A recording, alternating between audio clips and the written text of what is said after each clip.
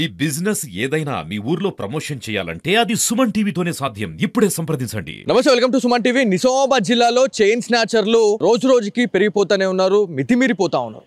So ఏదైతే నిజామాబాద్లోని Subhash Nagar Radhakrishna theatre near by లొకేషన్లో ఉన్న ఒక కిరాణా షాప్ ఇది చైన్ స్నాచింగ్ అయింది అని చెప్పేసి మనకు తెలుస్తూ ఉంది.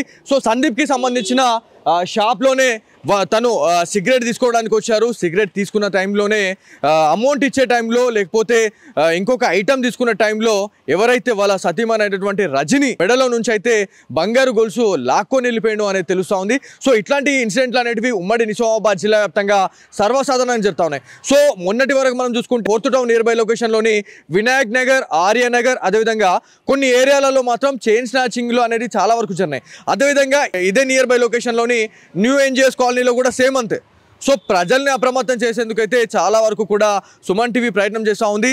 పట్టపగలి న్యూ ఎన్జిఎస్ కాలనీలోని ఒక వృద్ధుని అయితే టార్గెట్ చేయడం జరిగింది. ఒక పథకం ప్రకారం రెక్కి చేసి మరి వాళ్ళు ఇంట్లోకి వచ్చి మరి ఇలా దొంగతనం చేసుకొని పోతా ఉన్నారు. ఇవాళ చైన్ స్నాచింగ్లు చేసుకుంటున్నారు అంటే ఒకసారి ఆలోచించండి.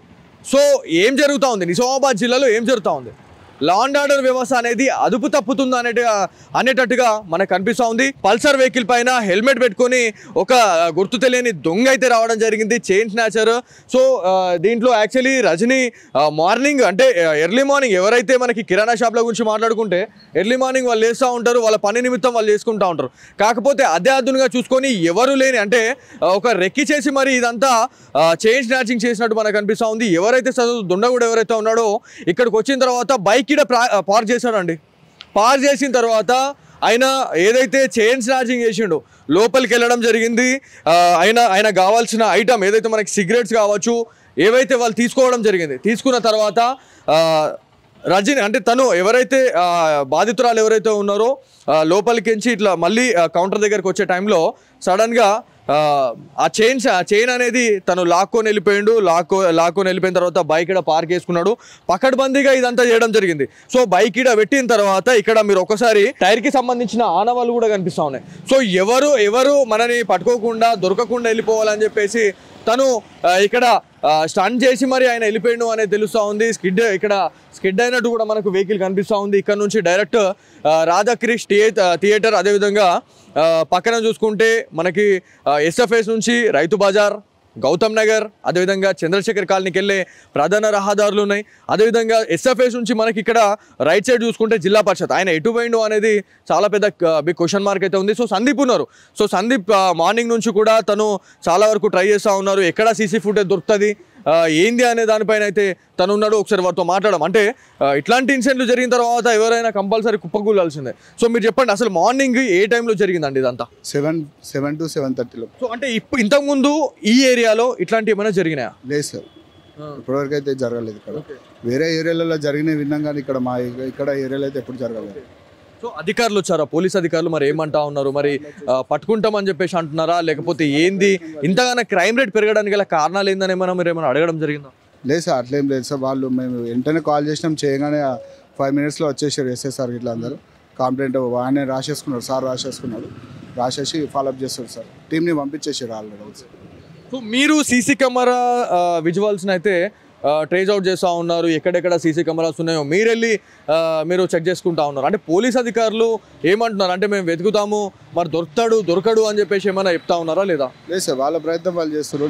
నాకు తెలిసిన వాళ్ళని నేను రిక్వెస్ట్ చేసి నేను కూడా అడగడం జరుగుతుంది. సో ఇక్కడ సీసీ కెమెరాస్ ఏమైనా ఉన్నాయి ఇక్కడ మీ దగ్గర? ఇక్కడ సరౌండ్లో లేవు సార్, కొంచెం ఫర్లాంగ్ డిస్టెన్స్లో ఉన్నాయి సార్.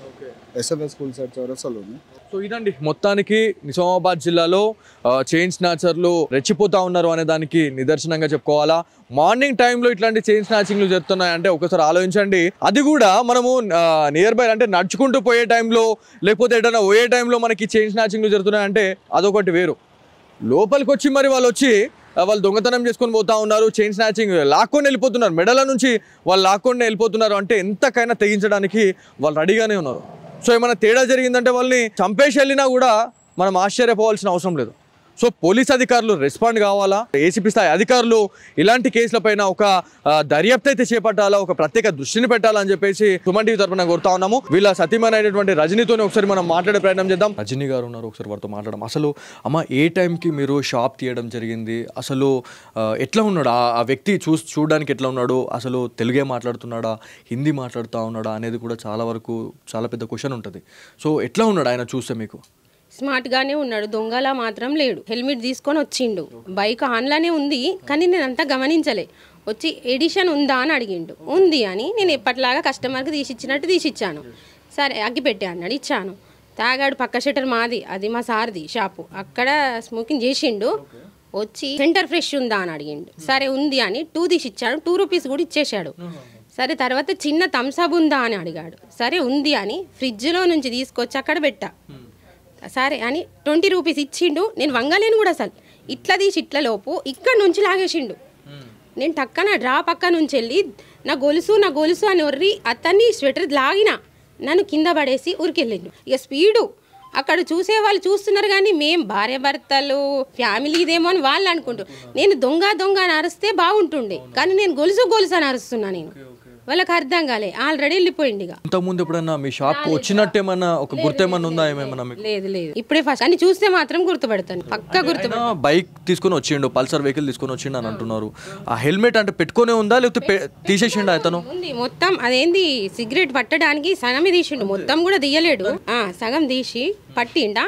అది కూడా నేను సిగరెట్ ఇచ్చేటప్పుడు కూడా ఆయన ముఖం చూడలేదు. థమ్స్అప్ డబ్బులు తీసుకునేటప్పుడు చూసిన ఆయన ఫేస్ అంతే. నేను అది మాత్రం నాకు క్లారిటీ ఉంది, ఆయన చూస్తే మాత్రం గుర్తుపడతా. పోలీస్ అధికారులు వచ్చారు, ఎస్ఐ వచ్చారు, ఆయన మీతో మాట్లాడడం జరిగిందా? ఏమంటున్నారు అంటే మరి ఆయనని క్యాచ్ చేస్తాము లేకపోతే పోయిన గోల్స్ని పట్టుకొని ఇస్తామని చెప్పేసి మనం మాట్లాడడం జరిగిందా? కనిపెడతామమ్మా, మీరు బాధపడకండి, ఖచ్చితంగానైతే మేము కనిపెడతాం, దొరుకుతుంది, మీరు బాధపడకండి అని మాత్రం చెప్తాం. నిజామాబాద్లో ఇట్లాంటి ఇన్సిడెంట్లు అనేటివి సర్వసాధారణంగా జరుగుతూ ఉన్నాయి. సో మీకు ఆల్రెడీ నష్టం జరిగింది, మీరు ఇవాళ చాలా బాధపడతా ఉన్నారు. మీలాంటి తోటి మహిళలకు మీరు ఏం చెప్పాలనుకుంటున్నారు? అంటే ఇళ్ళకి వచ్చి మరి చైన్ స్నాచింగ్ చేసుకొని పోతా ఉన్నారు, పట్టపగలే దొంగతనాలు జరుగుతూ ఉన్నాయి. సో మీతోటి వాళ్ళకి మీరు ఏం చెప్పాలనుకుంటున్నారు? కానీ జాగ్రత్తగా మాత్రం ఉండాలి. కానీ అతన్ని చూస్తే అట్లా అసలు లేనేలేడు, నేను కూడా ఎక్స్పెక్ట్ చేయలేదు. అతను ఆ చేతు నా దగ్గరికి వచ్చిందాక అసలు ఎట్లా వచ్చిందో కూడా నాకు అర్థంగా, ఇట్లా వచ్చి ఇట్లా లాగిండు అంతే. అదంతా గట్టిది కూడా ఎట్లా దిగిందో నాకు అర్థం అవ్వట్లేదు. టక్కన ఇట్లా లాగిండు, దారం లాగినట్టు, అది కూడా టక్కన వచ్చేసింది, ఇరిగిపోయింది మొత్తం. అది నేను ఎక్స్పెక్ట్ చేయలేను అట్లా లాగుతాడని. అయినా నేను అతని వెనకాల ఉరికిన, దగ్గర దాకా బైక్ దాకా ఉరికిన, లాగిన, కానీ నన్ను నూకేసిండు వాడు. ఎక్కడి నుంచి ఎటు వెళ్ళాడమ్మా? అంటే మీ షాప్ నుంచి అటు దుబ్బా సైడ్ వెళ్ళాడా లేకపోతే నామదేవాడ సైడ్? ఎస్ఎఫ్ఎస్ నుంచి వచ్చాడు. బండి కూడా మలపాలి అట్లనే పెట్టి మళ్ళీ ఎస్ఎఫ్ఎస్ నుంచి వెళ్ళిండు.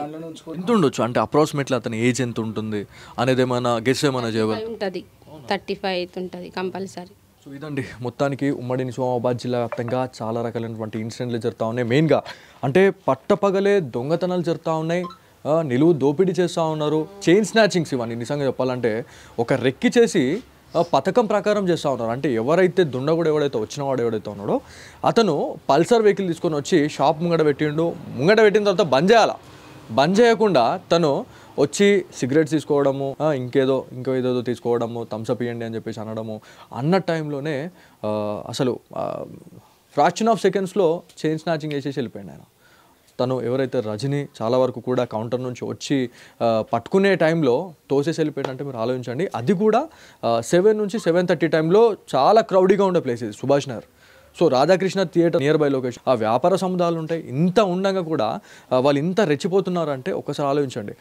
మళ్ళీ ఇంకోటి ఏంటంటే ఈ మధ్య కాలంలో మనం ప్రతి రాబరీలో, మనకి ప్రతి టెఫ్ట్ కేసులో మనం చూస్తున్నాము ఎవరైతే యంగ్స్టర్స్ మాత్రమే ఉంటున్నారు. సో చదువుకున్న వాళ్ళే ఉండడం అనేది నిజంగా చాలా గలీజ్ అనిపిస్తుంది. ఇలా 6 గంటలు కష్టపడి వాళ్ళు పొద్దున్న లేచిన నుంచి పొద్దున కిరాణా షాప్ వాళ్ళ గురించి మనం మాట్లాడుకుంటే పొద్దున 5 గంటలకు లేస్తారండి వాళ్ళు. లేచి పొద్దున్న నుంచి రాత్రి 10 గంటల దాకా రూపాయి కష్టపడితే వాళ్ళు ఇది చేసుకునే పరిస్థితి ఉంటుంది. సో అట్లాంటి వాళ్ళని కూడా ఇవాళ ఎవరిని పడట్లే, అంటే వీలే కాదు ఎవరిని పడట్లే. రోడ్ల మీద పోతున్న వాళ్ళకి రక్షణ లేదు, ఇళ్ళల్లో ఉన్న వాళ్ళకు రక్షణ లేదు, షాప్లలో ఉన్న వాళ్ళకి రక్షణ లేదు. మొన్న మనకు ఒక న్యూ ఏంజెస్ కాలనీలో కూడా ఒక వృద్ధుని టార్గెట్ చేసి, అంటే అతన్ని చూసిన తర్వాత ఇతన్ని టార్గెట్ చేస్తే ఖచ్చితంగా మన వెంబట పడలేడు అన్న తర్వాతనే ఇంట్లోకి వచ్చి మరి వాళ్ళు చైన్ స్నాచింగ్ చేసుకొని పోయారు. పట్టపగలండి 11 o'clock. అదేవిధంగా ఒక ఆర్మీ జవాన్ దేశం కోసం ప్రాణాలు అర్పిస్తున్న ఆర్మీ జవాన్ల భార్యలకి వాళ్ళ రక్షణ లేకుండా పోయింది. తను ఒక పని నిమిత్తం బస్వా గార్డెన్ ఏరియా వెళ్ళే టైంలో చైన్ స్నాచింగ్ చేసేసి వెళ్ళిపోయారు. అంటే పక్కా ఎవరైతే మనకి రోడ్లపైన ఒంటరి మహిళలు కనిపిస్తూ ఉన్నారో వాళ్ళని మాత్రమే టార్గెట్ చేస్తున్నారు. So be careful. నిజామాబాద్ ప్రజలకు మాత్రం ఇది ఒక పెద్ద అలర్ట్ అని చెప్పుకోవాలి. పోలీస్ అధికారులు మరి దీనిపైన ఎలాంటి చర్యలు తీసుకుంటారు అనే దానిపైన అయితే ఖచ్చితంగా ప్రజలంతా వేచి చూస్తూ ఉన్నారు. సో ఇప్పటి వరకు దొంగతనాలు జరుగుతూ ఉన్నాయి. కాకపోతే ఎవరైతే ఈ దొంగలు ఎవరైతే ఉన్నారో వాళ్ళని ఎందుకు చూపించలేకపోతున్నారు, అంటే దొంగలు దొరుకుతున్నారా లేదా, దొంగతనాలు ఇన్ని జరుగుతూ ఉన్నాయి, మరి దొంగల్ని పోలీసులు ఎందుకు చూపించలేకపోతున్నారు, మేము దొంగల్ని ఇంత పట్టుకున్నాము, ఇంతమందిని పట్టుకున్నాము, ఈ ఏరియాలో ఇంతమందిని పట్టుకున్నామని ఎందుకు చూపించలేకపోతున్నారు అనేది తెలుస్తుంది. సో ఉమ్మడి నిజామాబాద్ జిల్లాలో సిపి లేకపోవడమే దీనికి గల మూల కారణమా, లేకపోతే ఉన్నతాధికారులు ఎందుకు నిమ్మకు నీరెత్తినట్టు వాళ్ళు వ్యవహరిస్తున్నారు అనే దానిపైన చాలా పెద్ద బిగ్ క్వశ్చన్ మార్క్ అయితే ఏర్పడుతూ ఉంది. సో మార్నింగ్ జరిగిన ఇష్యూతోనైతే ఒక్కసారిగా ఉమ్మడి నిజామాబాద్ జిల్లా ఉలిక్కిపడ్డదని చెప్పుకోవాలి. సో మహిళలు బీ కేర్ఫుల్. ఇది ఇక్కడ ఉన్న తాజా పరిస్థితి. కెమెరా పర్సన్ కార్తిక్తో బాలు సుమన్ టీవీ నిజామాబాద్ నుంచి.